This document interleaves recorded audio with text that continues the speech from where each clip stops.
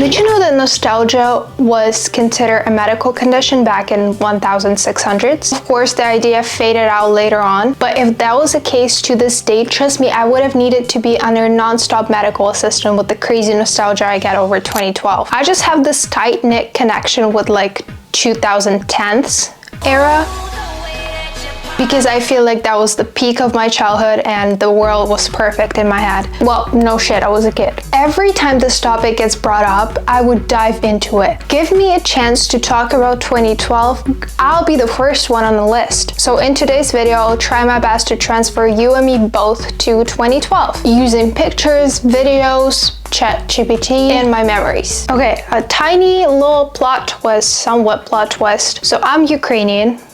Groundbreaking. That is not plot twist. Plot twist is that my 2012 was discovered by me from different angles, so including Ukrainian culture, Ukrainian side, Western culture, and just like worldwide culture, if you will. I will break it down going on, but just so you know, because it could kind of change the perspective of what I'm gonna talk about to you. Make sure to hit that subscribe button and like this video up front. Okay, I'd like to start with what basically inspired my brain to generate this idea for this video, Gangnam Style.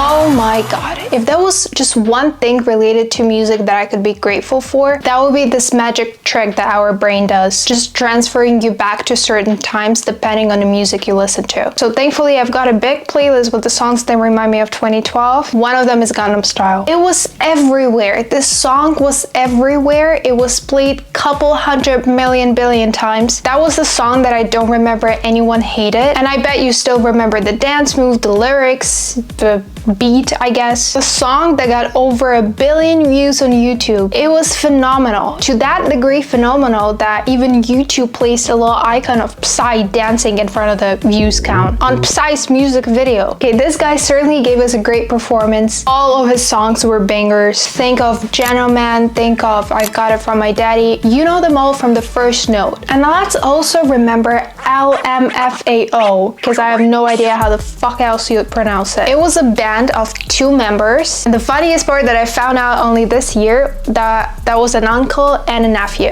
I don't know, it shocked me a bit when I found out. Also, all of their songs went great, especially I'm Sexy and I Know It, which I'm gonna talk about a little later. The thing is, all of these songs have actually aged like fine wine in my head, because you would never get bored out of them, and no matter the times, no matter your age, you would anyway enjoy them. Either these platforms did not exist or I just didn't know about them, like Spotify, Apple Music, YouTube Music for sure didn't exist. Okay, so basically, technically, I had no idea that you could download the songs to your phone. So I've gotten a bit more creative about it, as a lot of people did back then. I used to take my phone, which I had like a sliding phone. Most likely it was either my mom's or my sister's old phone. I opened the voice memo on that phone and I used to record the song I liked that I heard on TV. In Ukraine, we had, and I believe we still have, this channel that was called M1. It was broadcasting all the music videos that were popular back then and everything that was related to music, basically. So I literally used to stand up right in front of the TV, pull out my phone and just record the song or the part of the song that I liked, so I could re-listen to them afterwards. I also vividly remember how the interface on these phones looked like, as well as how the screens when you were playing music looked like too.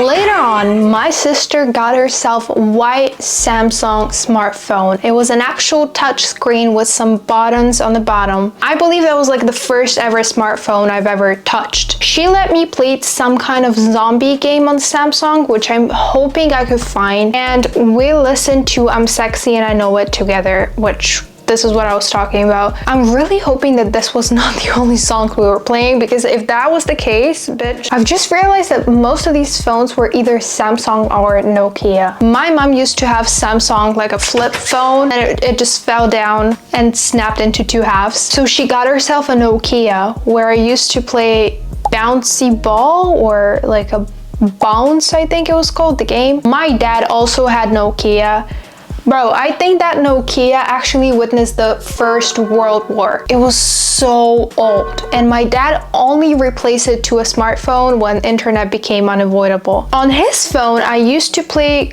golfing game. I don't know what exactly it was called. I'm really hoping that I could find them all on the internet, but it was so fun. With the specific phone, I used to have a specific game I used to play on it.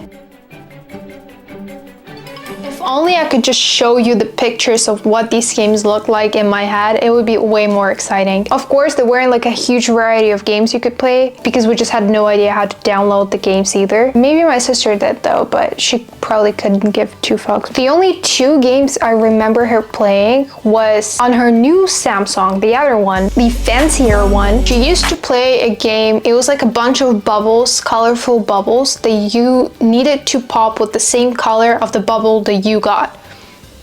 I believe the only reason why she used to play it is because she was bored at her classes and the data was probably hella expensive. And the second game she used to play was, everyone be quiet, nobody say a word. A legend is entering the chat. Sims. This is gonna be the game of my childhood. Nothing would beat the joy that I felt when playing this game. I saw my sister playing it and I was watching her sometimes, and then I remember her playing Sims 2, so I asked her to let me play once. And in old Sims, they used to have like a pre-created family, so you didn't have to create your own. She did that. She just chose like a random family for me so I could play. And I used to play with every single family they had. The common thing between them all is that they were all dying. They were all just fucking dying, either because of the starvation or because of the poverty, which led to the starvation. Well, I was 7, so I had no idea that you needed to feed 5 people in a family. I would normally just favorite one person and I would only take care of them and then completely forget about the rest of the family. Okay, now the biggest jump scare of my life back then was when people who were dying were turning into ghosts and they were walking around the house. And a thief guy from Sims 2. What a trauma that was. I think a year later, when I grew up a little bit more, we switched to Sims 3. And that was the era. Sims 3 was one and only for me back then. My sister and I were playing it constantly, just waiting for our turn. You know, the biggest prize that God could have given me back then was when my sister was going out with her friends, and it was only me and her laptop. What a time, what a golden time that was. I used to spend almost all of my free time on Sims and on internet in general. And back in 2012, I got on my first ever social media, which was called VK. Well, okay, it wasn't called like that, but in English it's better if it's called like that. Almost all of the Slavic countries, specifically the post-Soviet Union countries, were using the social media. And looking back, it was like a mix of every social media you know in one. So it was a mix of YouTube with Facebook, with Tumblr, with Twitter, with Instagram. It was everything. It just felt like the whole world you know about is in this app, in this social media, in the best way possible. I say in the best way possible. Nobody was heavy addicted to internet. Nobody was brainwashing anybody. Nobody was bragging about shit.